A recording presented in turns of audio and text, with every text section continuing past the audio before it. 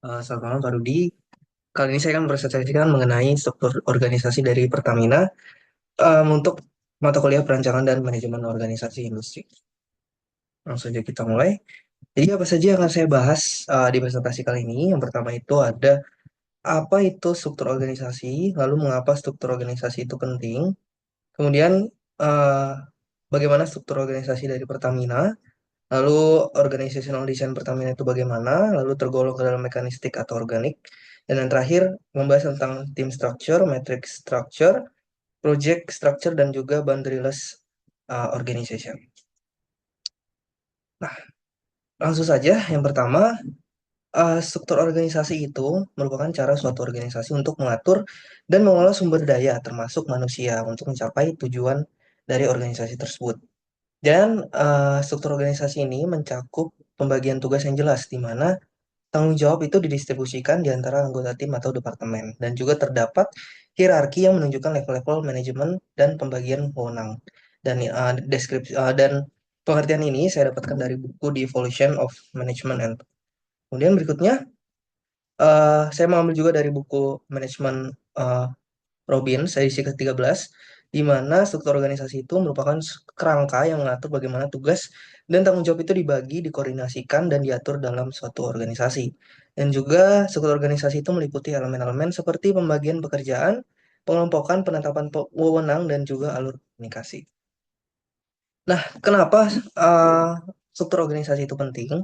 Karena yang pertama memberikan kerangka yang jelas. Jadi, karyawan itu bisa mengetahui peran dan tanggung jawab mereka. Kemudian untuk pengambilan keputusan dan juga wewenang itu bisa lebih dikoordinasikan lagi antar tim. Dan yang terakhir, struktur organisasi yang adaptif itu memungkinkan organisasi untuk cepat beradaptasi dengan perubahan internal dan juga eksternal. Nah, yang berikutnya, di sini kita bisa melihat struktur organisasi dari Pertamina. Untuk strukturnya sendiri dibagi menjadi holding dan subholding. Bisa dilihat pembagiannya. Mungkin saya menjelaskan dulu holding itu apa. Untuk holding itu dia bertanggung jawab atas pengawasan strategis dan juga kontrol kebijakan. Jadi kalau misalnya ada pengambilan kebijakan itu diatur sama divisi holding.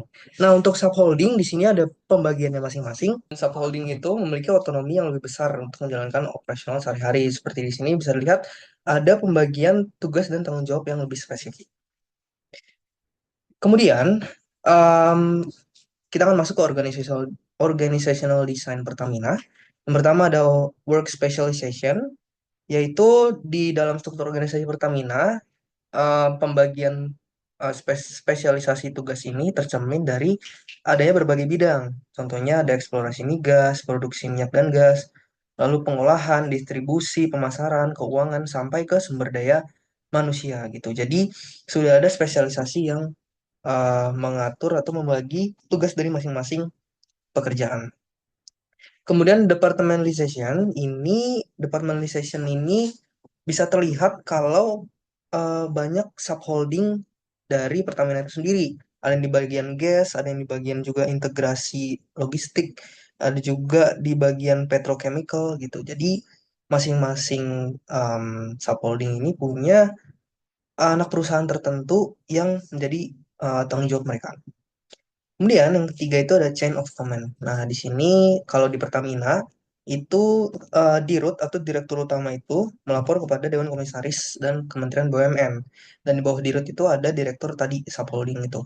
Dan juga GM, General Manager, yang bertanggung jawab buat berbagai divisi atau anak perusahaan. Nah, kalau di tingkat operasional atau di lapangan, nantinya itu manajer lapangan akan melapor kepada General Manager atau Direktur subholding terkait. Kemudian yang keempat, itu ada span of control.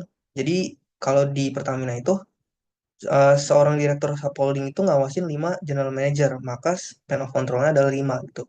Nah, tapi kalau misalnya tingkat yang lebih rendah, kayak misal di lapangan, itu manajer lapangan itu mungkin mengawasi 10 sampai 15 teknisi gitu. Kemudian yang kelima ada sentralisasi dan desentralisasi. Nah, kalau misalnya di Pertamina, kebijakan strategis dan keputusan penting itu biasanya diputusin oleh direksi Pertamina.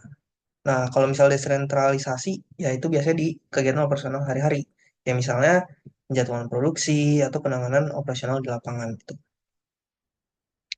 Nah, kemudian ada formalisasi. Formalisasi itu seperti aturan yang ditetapkan. Kalau di Pertamina sendiri, seperti yang kita udah tahu, ada SOP yang ketat gitu. Dari kayak keselamatan, standar eksplorasi, dan juga produksi. Jadi, semuanya harus mengikuti sesuai dengan regulasi pemerintah dan juga standar International Health, Safety, and Environment. Nah, jadi sebenarnya masuk kemana nih? Mekanistik atau organik? Nah, setelah uh, dikategorikan, maka termasuk dalam mekanistik. Nah, yang pertama ini ada high specialization. Jadi, Pertamina punya spesialisasi kerja yang tinggi dan juga pembagian tugas yang sangat spesifik gitu. Tadi ada subholdingnya gitu. Kemudian rigid departmentalization. Jadi, setiap subholding itu beroperasi dan bertanggung jawab atas divisinya masing-masing. Sehingga terbukti kalau departmentalization-nya itu kaku. Kemudian clear chain of command. Jadi Pertamina ini punya rantai komando yang jelas gitu dari direksi sampai ke level manajerial dan operasional. Dan kemudian untuk narrow spans of control, jadi banyak posisi manajerial di berbagai tingkatan itu bertanggung jawab buat kelompok kecil karyawan. Artinya adalah span of controlnya itu sebenarnya cenderung sempit. Kemudian untuk centralization, tadinya seperti saya jelaskan, kalau keputusan yang besar itu kayak misalnya investasi proyek atau misalnya ada pengembangan proyek baru, itu biasanya langsung diambil keputusan oleh direksi tertinggi gitu. Kemudian terakhir ada high formalization.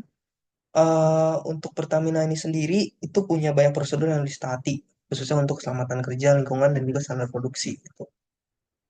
Nah, saya bahas ke tim structure-nya dari Pertamina itu bagaimana. Jadi eh, Pertamina ini dia biasanya membentuk tim lintas departemen yang itu ada banyak ahlinya. Jadi ada bidang energi, ada keuangan, ada hukum, dan ada pemasaran. Dan itu mereka bekerja sama buat evaluasi, terus merencanakan dan juga implementasi dari proyek baru. Misalnya salah satunya itu kayak pembangunan fasilitas biofuel gitu. Kemudian berikutnya ada matrix structure. Nah, sini hampir sama nih, seperti dengan struktur organisasi. Jadi biasanya Pertamina itu pakai matrix structure untuk pengembangan proyek besar, misalnya kayak pembangunan kilang minyak baru itu. Dan seperti yang tadi saya jelaskan sebelumnya, di sini di departemen ini banyak eh, ahli-ahli praktisi yang ada di bidang pengolahan, keuangan, dan juga sumber daya manusia. Em, Kemudian ada project structure. Di sini Pertamina itu biasanya pakai project structure untuk eksplorasi.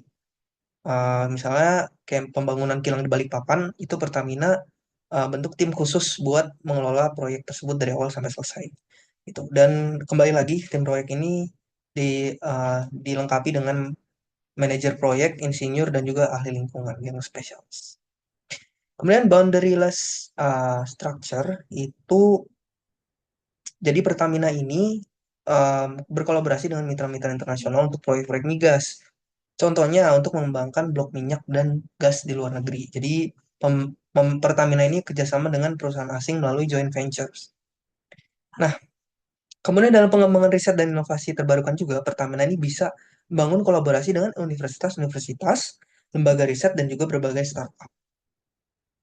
Nah, jadi sekian presentasi yang bisa saya sampaikan mengenai struktur organisasi Pertamina, dan ini adalah daftar pustaka yang saya gunakan.